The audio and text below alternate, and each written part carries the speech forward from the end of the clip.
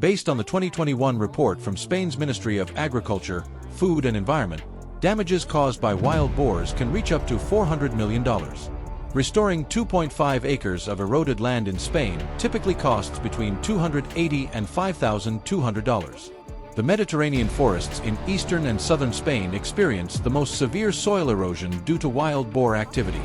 Wild boars often dig into the soil while searching for food, leaving behind deep holes and trenches. This behavior increases water runoff, harms plant life, and greatly contributes to serious soil erosion. Share your thoughts on this issue in the comments below.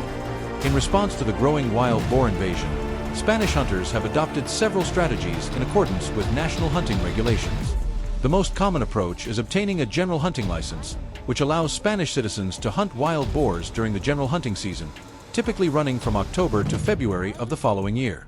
This license allows wild boar hunting across most regions of Spain, except in designated restricted zones where hunting is prohibited to prevent wildfire risks.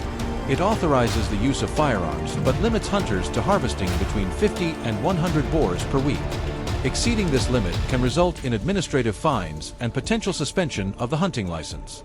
During winter, wild boars often move in groups while searching for food, as resources become scarce, making this season ideal for hunting.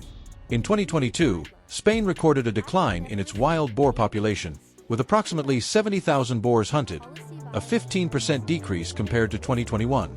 This reduction highlights the effectiveness of targeted hunting during the colder months when boars gather in larger groups and are easier to track. After each hunt, Spanish hunting regulations require hunters to report the number of wild boars they have taken to local authorities. This reporting system helps monitor and control the wild boar population, contributing to ecosystem protection. It also enables authorities to evaluate how effectively firearms are being used and make necessary regulatory adjustments. According to Section 6 of the license, hunters who do not comply with this reporting obligation may be fined up to $2,000. Hunters taking part in wild boar hunting are required to have certain professional skills, particularly proficiency with rifles. Before being permitted to hunt, they must pass a shooting test demonstrating accuracy at 100 feet. The training and testing period usually spans 2 to 3 months and covers both theory and hands-on practice to ensure hunters are competent and safe. Are you interested in hunting wild boars with a rifle? If yes, leave a comment with number 2. If not, comment number 5 below. Hunting dogs have long been a valuable asset for Spanish hunters during wild boar hunts. With their sharp sense of smell and strong tracking abilities, these dogs can quickly and effectively locate wild boars. They also help chase and control the animals, reducing risks for hunters. Under current regulations, hunters are allowed to bring between 3 and 5 hunting dogs per trip. On snowy winter days, hunters can easily track wild boars by following their clear footprints in the snow, greatly reducing search time. Fresh tracks are a strong sign that a wild boar has recently passed through the area. However, navigating deep hunting zones with vehicles over snow-covered terrain presents many challenges.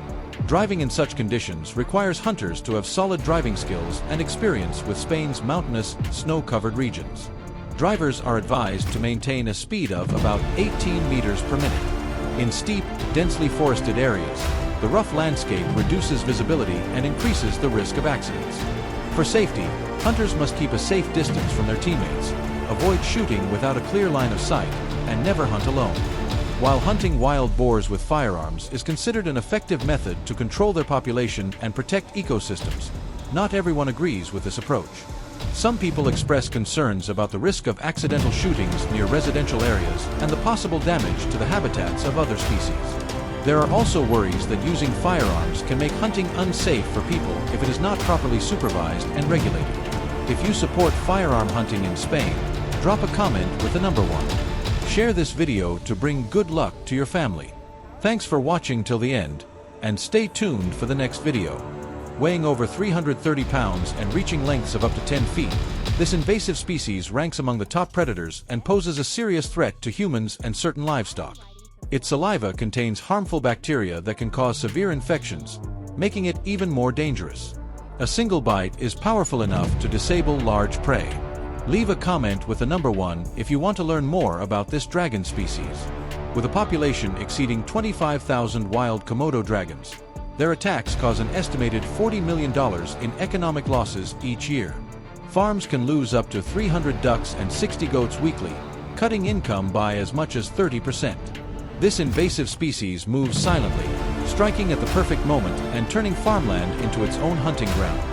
Recognizing the growing threat posed by this invasive species, the government partnered with the WWF in 2022 to develop a controlled population management plan.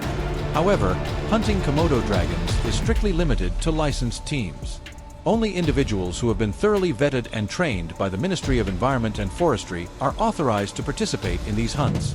Licenses for Komodo dragon hunting are tightly controlled, with only 40 to 70 issued each year to prevent the species from becoming endangered.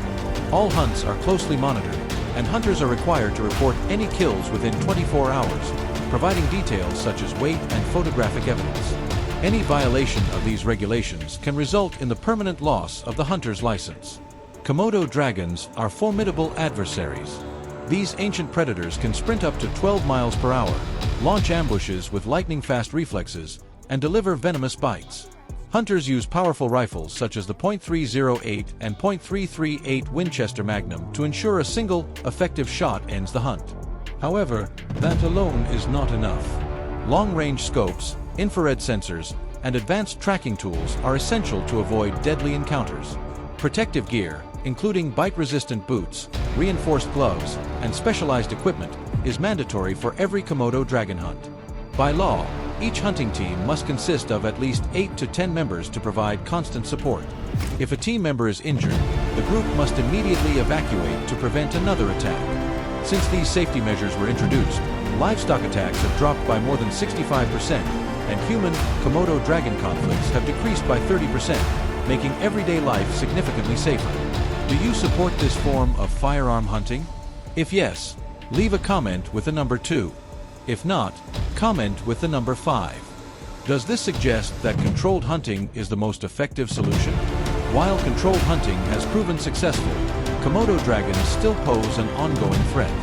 For this reason, the government continues its hunting programs while also expanding educational and preventive initiatives to protect people and property in the long term. Villagers are being trained to identify Komodo dragons, understand their hunting behavior, and recognize early warning signs before an attack occurs. In addition, fortified enclosures, steel fencing, and early warning systems are being installed to safeguard livestock. Could these combined efforts be the key to preventing future attacks? With a devastating bite force of up to 3,700 psi, alligators can strike with incredible speed. When one enters a home or targets an unsuspecting person, escape becomes nearly impossible once its powerful jaws close. These attacks serve as a powerful reminder of nature's strength and the importance of respecting wildlife. Leave a comment with the number 1 if you want to learn more about alligators.